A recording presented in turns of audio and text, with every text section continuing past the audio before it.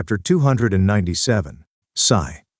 Choi Min-woo exhaled deeply, his breath mingling with the ambient qi. As he inhaled, he consciously absorbed the qi saturating the air, simultaneously stirring the dormant cluster of qi in his lower abdomen. Mana. It was the power bestowed upon the awakened, a formidable weapon against monsters. Yet his mentor, Jin Tae-kyung, who had taught him the Jin family's cultivation technique, referred to it differently. Qi. The more Choi Min-woo observed Jin Tae-kyung, the more enigmatic he seemed. Undertaking and accomplishing feats others wouldn't dare dream of, his teachings were far from ordinary. Dantian, qi circulation, Jin family's cultivation technique. Each new revelation about him was astonishing, yet now, it was bewildering. To impart the mana cultivation technique so casually, Choi Min-woo understood the sheer power of the Jin family's cultivation technique. It was evident not only to hunters but to any perceptive individual. If a hunter is a sword, then Jin family's cultivation technique is a whetstone. It could sharpen even the bluntest blade.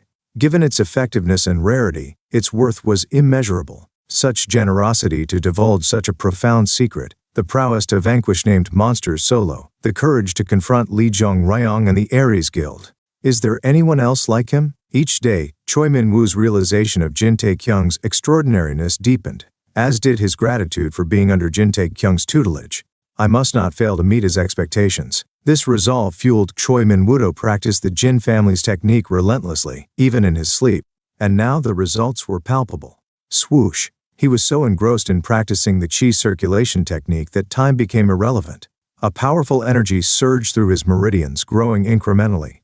A week ago he hadn't even been aware of such energy. Suddenly a conversation he had with Jin Tae-kyung that day flashed through Choi Min-woo's mind. Hey team leader. Yes? Did you ever consume something good when you were young, like ginseng or some round elixir? Not at all. My meals have always been organic, but I've never eaten anything special. I bet you've never even caught a common cold from childhood until now, right? That's correct. How did you know? Your physical condition, No, your body has always been remarkable. Is that so? But any hunter would naturally have a good physique. It's not merely because you're a hunter, it's fundamentally due to your extraordinary constitution. I suspect your grandfather may have played a role in this. My grandfather. Yes. Does anything come to mind? I'm not sure. I was too young to remember clearly. According to Butler Kim, he visited me occasionally, but that's IIT. Personally, I think that's the only answer. Choi Min-woo's thoughts drifted to his grandfather. Had he last seen him before starting elementary school? His memory of his grandfather's face was hazy, contrasting with the clarity of the photographs online. Their relationship, much like their physical proximity in those pictures, seemed distant. Could such immense energy within me be my grandfather's doing? This revelation about his grandfather set Choi Min-woo's heart racing. As if responding to his feelings, the energy coursing through him vibrated. The tremendous amount of energy that Jin Tae-kyung referred to as a gapja made one final majestic revolution before settling calmly in his dantian below his navel. With a tingling sense of elation, Choi Min-woo's eyes fluttered open. His prolonged breath held traces of the qi cultivation technique. Unbeknownst to Choi, he had achieved 4th-level mastery of the Jin family's cultivation technique in an astonishingly short period of a week. For someone with Choi Min-woo's immense qi and remarkable constitution, which even Jin Tae-kyung acknowledged, such rapid progress was possible. The others haven't reached this point yet. Surveying the room, Choi Min-woo noted the 3 individuals deeply engrossed in their qi cultivation. Butler Kim, Song Song, and Mr. Rough Guy sat spaced apart, each absorbed in their practice. Their learning of the Jin family's cultivation technique was a closely guarded secret. They were in Choi Min-woo's private training room, heavily secured and isolated. I shouldn't disturb them. Remembering Jin Tae-kyung's warnings about the perilous qi deviation, Choi Min-woo treaded lightly as he exited. Outside, he reactivated his phone, which had been off for some time. Within moments, his jaw dropped in astonishment. The screen lit up with a flurry of internet news updates, each more startling than the last. Urgent news, named monster reappears. South Korea faces crisis. Unforeseen complications at the A-rank gate. Jin Tae-kyung's heroic act volunteers as bait. Eyewitness accounts praise his noble sacrifice. Hunter Association mobilizes, formulating countermeasures, assembling rescue teams. Peace Guild in disarray, leadership unreachable. Public outcry grows over association's delayed response. Jin Tae-kyung alone for over 20 minutes. Hope for a miracle? Wait, what is this? What do they mean by sacrifice, and what about being alone? Jin Tae-kyung, who should be patrolling the gate with his guild members, is now being talked about as a sacrifice. And now, a named monster had emerged. Choi Min-woo's initial shock quickly gave way to focused determination. This isn't the time for shock. He knew Jin Tae-kyung's strength well enough. Yet, if Jin Tae-kyung had chosen to act as bait, allowing his guild to retreat, he must be facing an extraordinary peril. This is really dangerous.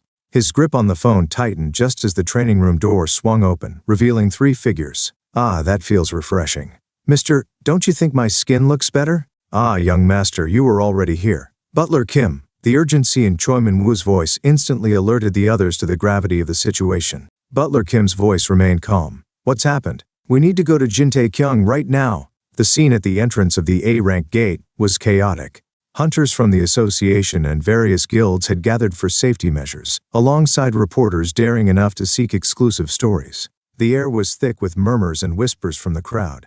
Is Jin Tae-kyung dead? It's grim. It's been silent for over an hour now. But didn't Jin Tae-kyung already defeat a named monster Unce?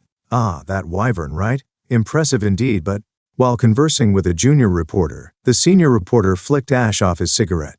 Think about it, you're a Hunter section reporter. Didn't you hear the interview with the Peace Guild member who was with Jin Tae-kyung? It wasn't just one named monster, there were hundreds more. It's a different case. Is it that serious? Absolutely. We're only holding on because it's Jin Tae-kyung out there. With anyone else, there wouldn't even be a sliver of hope. This isn't a rescue mission in the making. It's more likely a recovery operation. The junior reporter let out a subdued sigh. That's a tough situation. We're crazy to be here writing articles amidst this. Totally messed up. But we're allowed to report since it's somewhat secure, right? See over there? More than a dozen rank hunters have come. The senior reporter gestured towards a group of formidable-looking hunters. Among them, the ones with crossed sword and shield emblems on their chests stood out. Ares Guild sent reinforcements too. They've just come in. They rarely heed government calls unless there's something in it for them. I wonder what drew them here. Did they come to rescue Jin Tae-kyung? Maybe. Or maybe they're after the named monster. Named monsters were treasures of immense value. One-eyed Karos, the recent one vanquished by Jin Tae-kyung, was in its early stages of awakening, but had already been worth billions. But, with this much force, can't they start the rescue operation now? We have enough power. Sure, we have enough. But they might be thinking differently. How so? Never mind, forget it. The senior reporter abruptly ended the conversation. A veteran of nearly 2 decades in journalism, he had a wide network and extensive experience. He had seen and heard more than most. Jin Tae-kyung must have become a thorn in their side. Recently, he had stumbled upon intriguing information from a reliable source. There was an unusual undercurrent between the Myeongdong and Peace Guilds. It was a whisper in the wind, yet his journalistic instincts sensed an unfolding narrative. The appearance of the Ares Guild, too.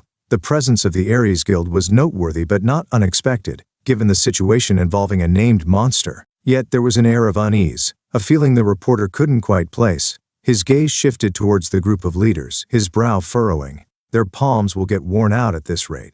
The head of the Seoul branch of the association, effectively in charge of the situation, was seen eagerly rubbing his hands while speaking to a man in his 30s. What was that guy's name? Sok Go-jun? Recognized as the security team leader of the Ares Guild, Sok Go-jun was practically Lee Jong-ryong's right-hand man. The sight of the Seoul branch head pandering to him hinted at why the rescue team's deployment was being delayed. These guys always finding a way to have their fun, the senior reporter muttered under his breath, extinguishing his half-smoked cigarette. It's the Peace Guild. What? Where? Hey, get the camera ready. Amidst the rising commotion and the media crew's shouts, all eyes turned in unison. A group of 3 men and 1 woman, moved through the crowd with an air of purpose. They reached the gate only to be stopped by the Seoul branch hunters. Please step aside. Choi Min-woo's voice was calm but carried an unmistakable authority. The head of the Seoul branch approached hastily. It's not yet confirmed to be safe. We need more time to initiate the rescue operation. Time? Are you still talking about time here? Just a moment. Just a brief moment is enough. Nearly an hour has already passed. Choi Min-woo's tone remained steady, but his eyes blazed with a fiery urgency mirrored by his companions. We must begin the rescue now. Not now, follow the policy. Whose policy? The association's? Or? In an instant, Choi Min-woo's gaze swept past the association head, landing on Seok Go-jun. He bit his lip, frustration evident, then continued resolutely. Send the association hunters away. If necessary, our Peace Guild alone will enter. Do you not realize that this goes against the regulations? The chairman of the Seoul branch replied in an authoritative tone, snapping his fingers. Hunters from the Seoul branch swiftly surrounded the Peace Guild members, their expressions a mix of disapproval and wariness. It won't take too long. Have patience and wait. At these words, Choi Min-woo's restraint shattered. His voice, fierce and full of desperation, echoed across the area. My friend is in there. Click flash. Cameras snapped furiously, capturing this intense moment, but Choi Min-woo's impassioned plea continued unabated, his rage palpable. He could die. He must be saved. Images of Jin Taekyung battling alone against the named monster and its skeletal horde ignited a seething volcano of fury within him. Move aside, you bastards, the skeleton warlord spoke with a commanding voice. In the name of the commander, arise. My faithful subordinates, the strong soldiers of the Legion. Suddenly someone struck the warlord's skull with a lightning-quick movement. Thump. Damn it, really? Why are your spells so unnecessarily long? I told you to make it quick. Aren't you going to answer? Yes. The warlord's voice carried a tone of reluctant acquiescence. Fine, fine. Skeletons, arise. Whoosh! A surge of magical energy erupted from the warlord. Blentful. Comment 0. Comment. Vote. Load failed. Please retry. Weekly power status. Power ranking. Power stone. Vote. Batch unlock chapters.